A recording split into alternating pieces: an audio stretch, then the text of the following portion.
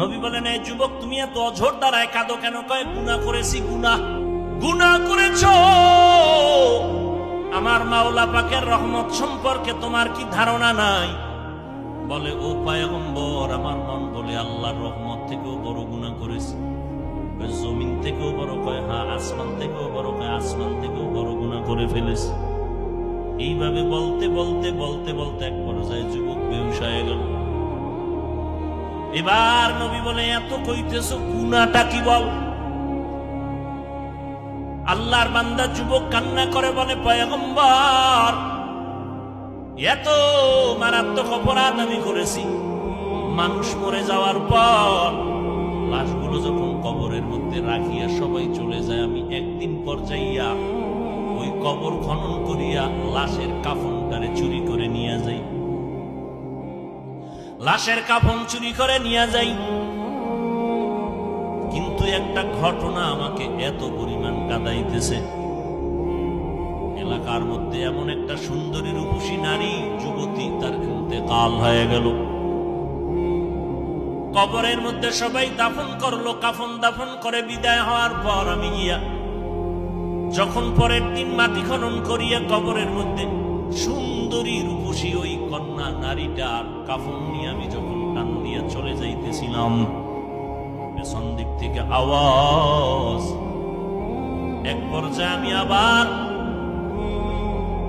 ওই লাশের সাথে জিনায় লিপ্ত হয়েছিলাম। এরপরে যখন কাপড় নিয়ে রওনা দিলাম, হঠাৎ করে ওই যুবতী দাঁড়ায় গেল। আওয়াজ দিয়ে বলে, রে বেঈমান, আমি একটা যুবতী নারী, কাফনটা সরাইয়া তুই এমন উলঙ্গ কেন করেছো? আমার ডানে বামে লাশের অভাব নাই, এমন অপরাধ কেন করলি? দ্বিতীয়ত, তুই আমার সতীত্বের উপর আক্রমণ কেন করলি মরা লাশের সাথে? ও নবী, আমি নিজেকে কন্ট্রোল করতে পারি নাই, বেহুশ হয়ে গেলাম। নবীজি বলেন, এই আল্লাহর দুশমন, তুমি আমার চোখের নজর থেকে দূরে সরে যাও। আমার আল্লাহ যদি তোমার ক্ষমার কোনো ঘোষণা দেয় তো আমি তোমাকে বলবো, না আমার কাছে কোনো ক্ষমার আওয়াজ নেই। আল্লাহর বান্দা যুবক চিৎকার মেরে জঙ্গলে চলে গেল। নির্জন একটা জায়গায় বসে কান্না বন্ধ নাই। কান্না করে, ও আসমানের মালিক, ও জমিনের মালিক, তোমার নাম রহমান, তোমার নাম রহিম, তোমার নাম গফফার। ও আল্লাহ, আমার কি নাজাতের কোনো দরজা নাই? অপরাধ করে ফেলেছি, শয়তানের ধোকায় পড়ে। রে আল্লাহ, চোখের অপরাধ, হাতের অপরাধ, জিহ্বার অপরাধ, কানের অপরাধ। ও আল্লাহ, যদি তোমার অন্তরে একটু কুদরতের দয়া লাগে, আমারে তুমি মাফ করিয়া আমার নবীকে তুমি জানায় দেও যেন তুমি আমারে মাফ করেছো। যুবক কান্না বন্ধ করে নাই।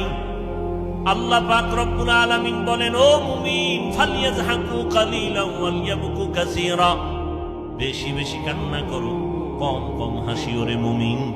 হাসলে কলব মরিয়া যায়, কলবের মধ্যে আর আল্লাহর মহব্বত থাকে না। বেশি কান্না করো।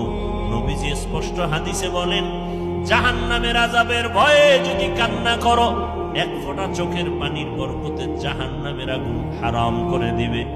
ও নবীর আশিক উম্মতের দল, আল্লাহর কাছে চোখের পানির বড় দাম। কারণ এই চোখের পানি দিয়া বাচ্চা অন্যায় করে মা বাবার সামনে দাঁড়াইলে দয়া না করিয়া পারে না। এই চোখের পানি সারিয়া ওস্তাদের সামনে ছাত্র অন্যায় স্বীকার করলে দয়া না করে পারে না। ওই মা বাবা, ওই ওস্তাদ থেকে আমার আল্লাহর কুদরতে 99 গুণ মায়া মহব্বত বেশি। বান্দা যখন আল্লাহ বলিয়া জিহ্বা নাড়ায় ডাক দেয়, গুনার কথা স্মরণ করে তওবা করে, আল্লাহ বলেন আমার কুদরতের জোশ এসে যায়। আমি বান্দার জীবনের গুণ এক ফোঁটা চোখের পানির বরকতে এমন ভাবে মাফ করে দেই, বান্দা একদিন, 2 দিন, 1 বছর, 2 বছর, 80 বছর পর্যন্ত গুনাহ করিয়া পাহাড় বানাইছি, আমি আল্লাহ এক ফোঁটা চোখের পানির বরকতে পুরা জীবনের গুণ একটা সেকেন্ডে মাফ করিয়া তারে পবিত্র বানাইয়া দেই। আমি আল্লাহ তার নামটা জান্নাতীদের খাতায় উঠাইয়া দেই।